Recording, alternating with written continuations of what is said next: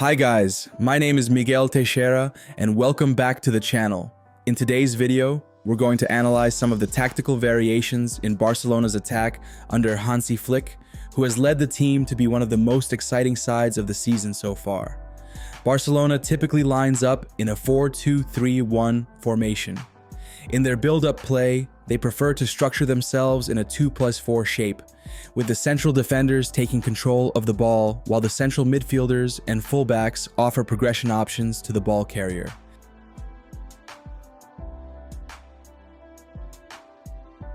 As you can see in this image, Barcelona often deploys asymmetric fullbacks and wingers.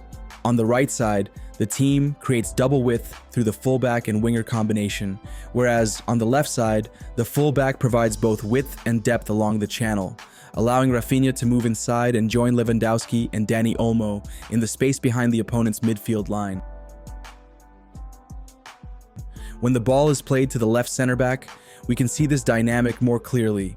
The idea is for Rafinha and Balde to make opposite runs. The winger fixes the opposing fullback, pulling him out of position, while Balde makes a forward run along the touchline to receive the ball behind the opposition's defensive line. After the pass is made to Balde in the space, the fullback is in a great position for a 1v1 with the defender, with the option to either go directly at goal or delay the attack to allow Rafinha to overlap.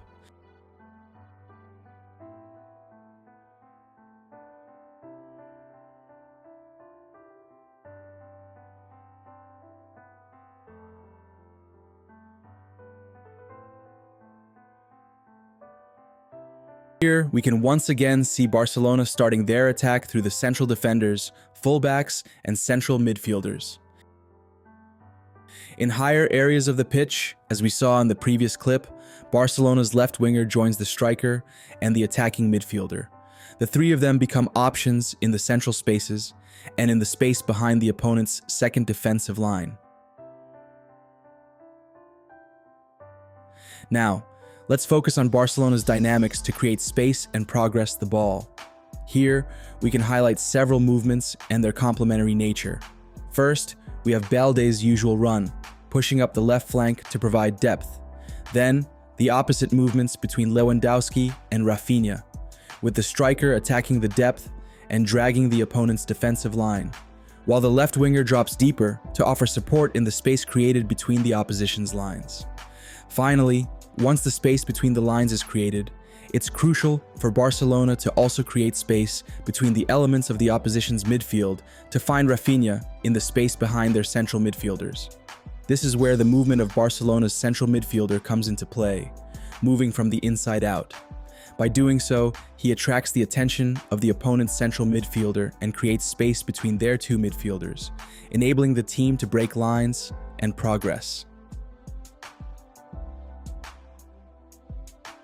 At first, Rafinha is able to receive the ball in space and face the goal. Dani Olmo's initial movement to drag the opponent's defensive midfielder to the right flank plays an important role here. However, the defensive midfielder quickly recovers his position and regains possession. We can then see Barcelona's swift reaction to the loss of the ball, and within seconds, the team regains possession and is in a position to continue the attack, with Dani Olmo free to receive on the opposite side.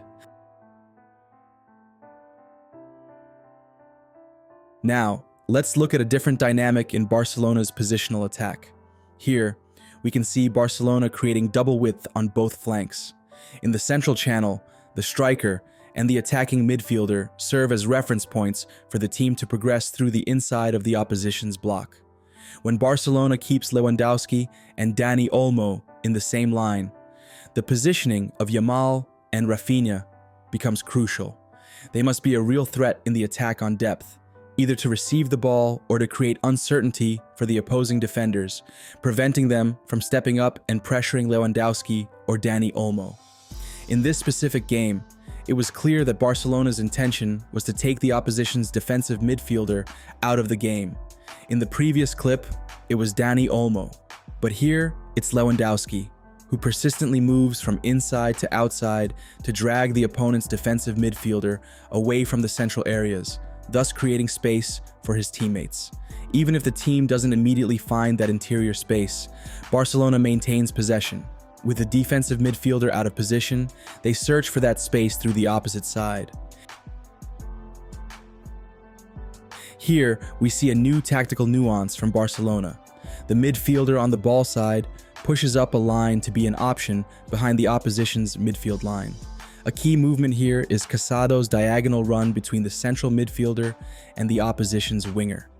These details are crucial because even if the opposition's central midfielder closes that gap, Casado's movement pulls the midfielder out of position and creates space between their two central midfielders, allowing Dani Olmo to receive the ball unmarked. Now, even with the defensive midfielder recovering his position, the focus of the opposition's midfield is on the ball carrier. Here, Casado, already positioned in the pocket, is the option for the team to progress. His positioning between the center back and fullback is vital as it creates an optimal distance from his markers, preventing them from stepping out to pressure. From this space, Barcelona is in a position to challenge the opponent's last defensive line and be more aggressive in their attack on goal.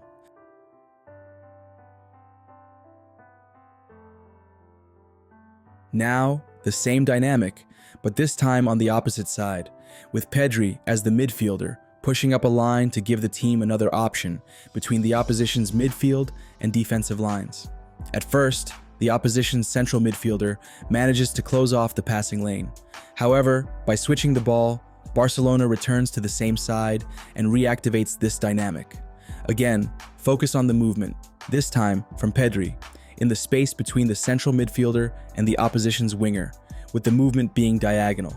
Notice how this movement not only drags the opposition's central midfielder away from the ball side, but also attracts the attention of the defensive midfielder.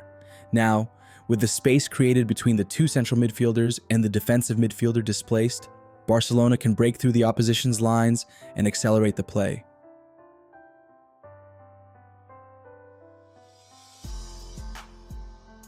Also, take note of Barcelona's arrival in the final third, with many players involved and a high level of aggression in their attack on depth. When Balde pushes up the left flank, he often forces the opposing winger to drop back and integrate into the defensive line. In these cases, Pedri, the midfielder on the ball side, adjusts slightly wider on the field, not only to exploit the space, but also to stretch the opposition's midfield, now with only 3 players, forcing them to widen and create greater distances between each other. When the team is unable to progress centrally, they look to switch the point of attack and exploit advantages on the flanks through Lamine Yamal, with the possibility of the fullback overlapping to create numerical superiority on the wing.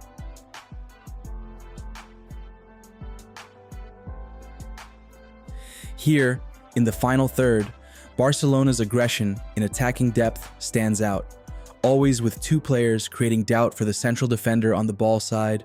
It is this defender who defines the depth of the defensive line, with one player occupying space and the other attacking behind.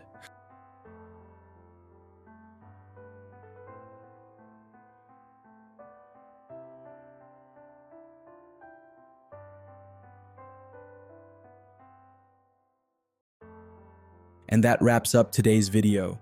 If you enjoyed this breakdown, be sure to subscribe to the channel for more tactical insights.